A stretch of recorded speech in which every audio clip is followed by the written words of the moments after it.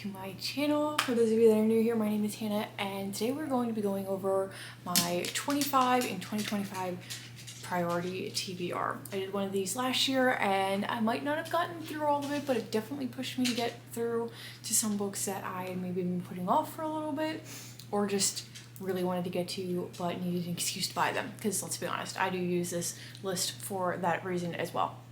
So that means some of this is going to be books that I already own, some I will not have yet, and like I said, it gives me an excuse to buy them.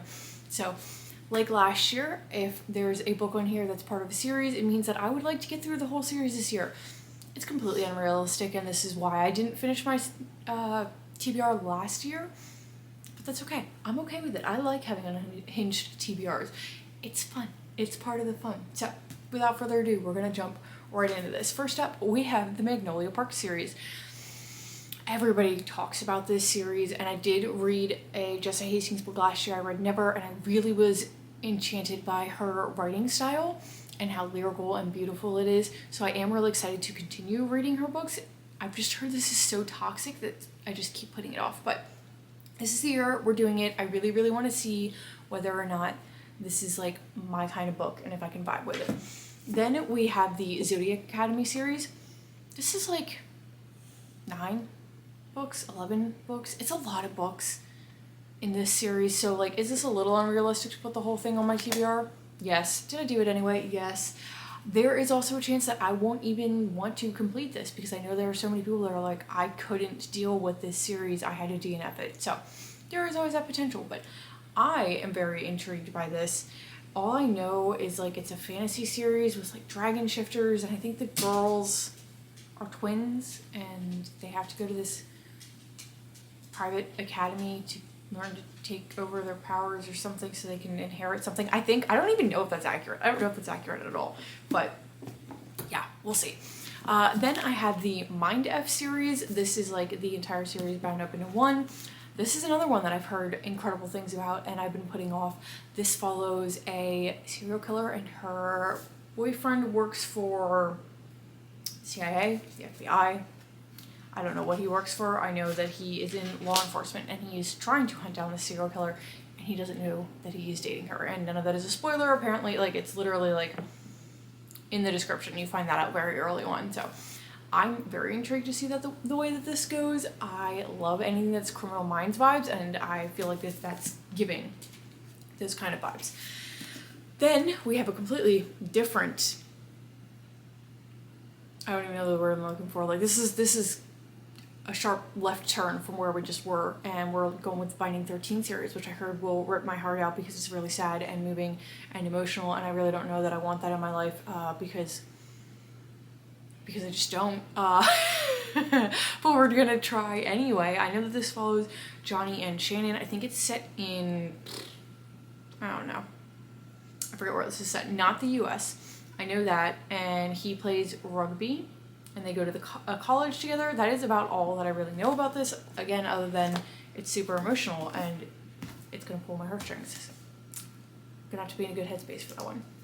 Then we have the Stalking Jack the Ripper series. This is a special edition book. Did I buy a special edition copy of like the entire series before reading it? Yes. I mean, who wouldn't? This is beautiful.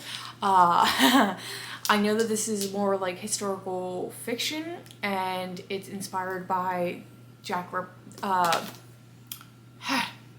Ripper. I can't talk today. I'm so sorry, guys. Other than that, I don't know too much about it. It said 17-year-old Audrey Rose was born a lord's daughter with a life of wealth and privilege stretched out before her, but between the social teas and silk dress fittings, she leads a forbidden secret life. Against her stern father's wishes and society's expectation, Audrey often slips away to her uncle's laboratory to study the gruesome practice of forensic medicine. When her work on a string of savagely killed corpses drags Aubrey into the investigation of a serial murderer, her search for answers brings her close to her own sheltered world. The story's shocking twists and turns, augmented with real sinister period photos, will make this dazzling #1 New York Times bestselling debut from author Carrie Maniscalco impossible to forget. I know I had seen this a few years back and had wanted to get into it and then never did, and then it kind of seems to blow up again. So we're going to get into it this year because I am really excited about it. And like I said, I own special editions. I feel like I need to read it at some point. Then we have Quicksilver. This blew up at the end of 2024. I know it's a fantasy. I know that there are fae involved. I know that I hate the traditional cover with the guy on it because like that one's just weird. So we have this discreet indie cover. Anyway, I don't know anything else about it, and I'd like to keep it that way actually because I've heard a couple of people say it's the best way to go into that mode. Then we have the Crimson Moth. This is also known as Heartless Hunter. This is the Fairy Loot version of it. This one I don't know too much about either, other than kind of reminds me of the Mind F series because like he's dating somebody that he is actually hunting and he doesn't realize that that's who he's hunting. But this one is magical, and the guy in here is a witch hunter and he is hunting witches, and she is actually a witch who is trying to help save other witches, so that's why she decides to date him to try to help, and that's about all I know for that one, but I've heard amazing things. Then we have The Invisible Life of Addie LaRue. I feel like this has been on a bunch of my TBRs and I just don't get to it. I don't know why. All I know for this one is that I think in exchange for being immortal, everybody forgets her. Like as soon as she turns away from somebody, nobody remembers her anymore, which I mean, going your entire life that way, that's gonna be really sad and really hard. So I'm excited to get to this one. I'm just nervous because of the hype surrounding it. And then lastly, for the ones that I own physical copies of, we have the Indigo Ridge series.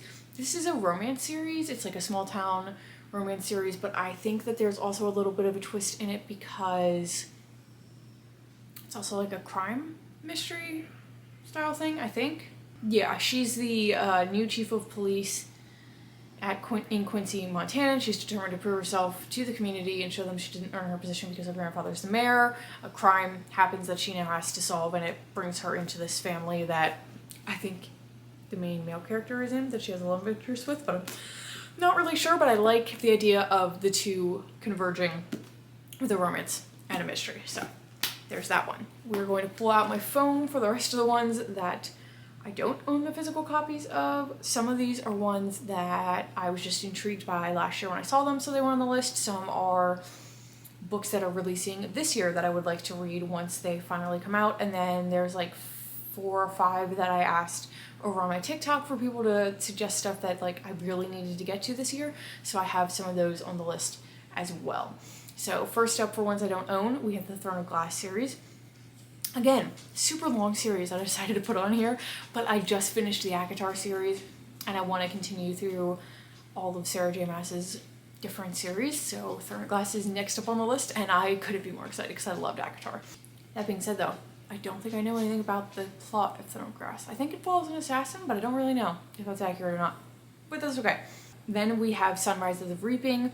This is going to be another Hunger Games prequel, and it follows Haymitch's story and his games, and I'm so excited because I loved Haymitch, and just I'm curious to see what he was like before he went into the games, and then sort of watch the way that changes and affects him and he becomes the person that you see in the traditional trilogy. After that, we have Fearless by Lauren Roberts. This is the last book in the Powerless series. I was definitely let down by Reckless last year. I'm really hoping that Fearless redeems it, but we'll see. We'll see.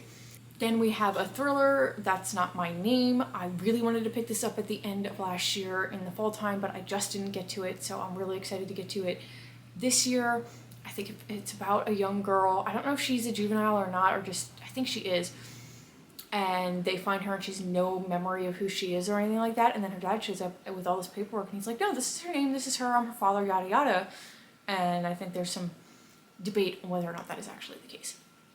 Also, I just realized you might be able to hear my dishwasher in the background. I'm really sorry if that's the case. I just thought about it. Then we have another series, and that is the Mistborn series. I really want to get into Brandon Sanderson's work this year, so I'm going to try to dive into the Cosmere. I joined a book club on Fable that one of my friends on TikTok is running, and I'm really excited to start working my way through that series, and I think being a part of a book club will give me the motivation to actually stick with it. After that, we have Lovely War. Destiny talked about this a bunch and seemed to really, really love it last year, so I was immediately hooked. I know it's like a historical fiction from I think a Greek god, like the Greek gods and goddesses, and it follows some of their storyline, but beyond that I really don't know anything. But I just remember when she was talking about it, she fell in love with it, and that was about all I needed. It just seemed really good. After that, we have the Beartown series, which for a long time I didn't realize was a series. I only ever saw people talking about the first one. And I know that this is set in like a small town, and like hockey is a huge thing in the town. And I think that is there a crime that happens in the town? I don't remember what the rest of the premise of the book is, but I know a bunch of people really talked about it, and everybody loves Frederick Bachman's writing, and I haven't read any of them, so I figured Beartown was a really good place to start to get into some of his stuff. We have a couple sequels coming out this year. We have A Theory of Dreaming by Ava Reed. This is a sequel to A Study in Drowning. I don't know if this is going to be following the same characters from that book, or if it's going to be more of like an interconnected standalone situation. I haven't really read the premise, mainly because I went into A Study in Drowning really blind for the most part, and I would like to do that with this one as well. Another sequel that we have is The Rag Paper King. This is the second book to the Swordcatcher series by Cassandra Clare. It's her first like adult fantasy series. I was a little overwhelmed by Swordcatcher and forget most of it at this point, so I definitely need to reread that before this book comes out. And now getting into some of the ones that people on TikTok suggested for me, we have Tender as the Flesh. I think that this has some cannibalism themes in it, so I'm a little bit hesitant to read this one. I've heard it's disturbing. I've thought about it before, but I was like, nah, now that somebody's recommended it though, we're doing it. We're doing the thing, and we'll see if I like it or not. Then we have Summer Sisters. This is a Judy Blume book. I think it's just a cutesy summer read. I don't know if it's a romance or if it just talks about like these two sisters in the summer. I don't really know. I didn't look up the synopsis of that one, and I probably should have. Then we have a fantasy book that I actually am really excited of.